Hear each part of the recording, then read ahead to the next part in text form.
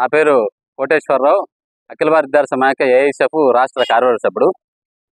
అన్నమయ్య జిల్లా కేంద్రం రాయచోటి పట్టణంలో బ్రాందీ షాపుల నిర్వాహకులపైన ఎక్సైజ్ అధికారులు చాలా నిర్లక్ష్యంగా చూస్తున్నట్టు వ్యవహరిస్తూ ఉన్నారు.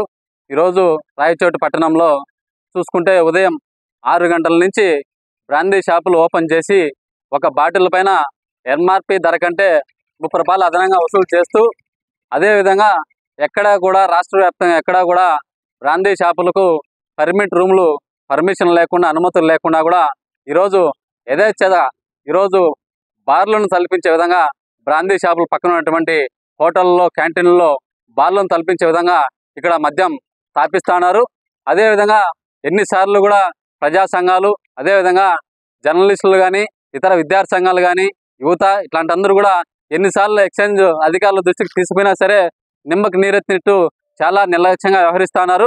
అదేవిధంగా ఈరోజు మొత్తం రాయచోటి నియోజకవర్గ వ్యాప్తంగా చుట్టుపక్కల ఉన్నటువంటి మండలాల్లో, పల్లెటూరుల్లో, గ్రామాల్లో చూసుకుంటే మొత్తం ఒక బాటిల్ పైన 30 రూపాయల నుంచి 50 రూపాయల వరకు అధిక రేట్లకు వాళ్ళ యొక్క బెల్ట్ షాప్ యాజమానులకు, బెల్ట్ షాపులు ఎవరైతే నిర్వహిస్తారో వాళ్ళందరికీ కూడా ఒక బాటిల్ పైన 50 రూపాయలు అదనంగా వసూలు చేస్తూ యథేచ్ఛగా బెల్ట్ షాప్ నిర్వహిస్తున్నారు.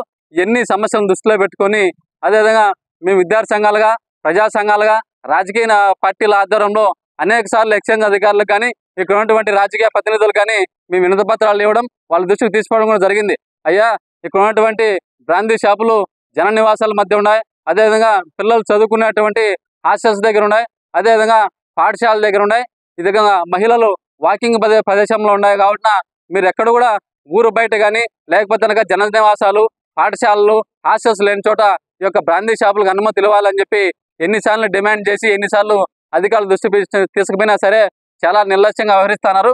ఇదే విధంగా వ్యవహరిస్తే పర్మిట్లకు అనుమతులు లేకుండా నడిపించినా కూడా, అదేవిధంగా బెల్ట్ షాపులు నిర్వహించినా కూడా, అదేవిధంగా పాఠశాల హాస్టల్ ముందర మీరు బ్రాందీ షాపులు పెట్టినా కూడా భవిష్యత్తులో విద్యార్థి సంఘాల ఆధ్వర్యంలో పెద్ద ఎత్తున ఉద్యమాలు నిర్వహిస్తామని చెప్పి హెచ్చరిస్తా ఉన్నాం. ఎక్సైజ్ శాఖ అధికారులు ఇప్పుడైనా సరే మీ యొక్క ముద్దు నిద్ర మానుకొని ఈ బ్రాందీ షాపుల పైన, అదేవిధంగా హోటల్స్ పైన మీరు తనిఖీలు చేసి శాఖాపరమైన చర్యలు తీసుకోవాలని చెప్పి అఖిల భారత విద్యార్థి సమాఖ్య ఏఐఎస్ఎఫ్గా డిమాండ్ చేస్తా ఉన్నాం.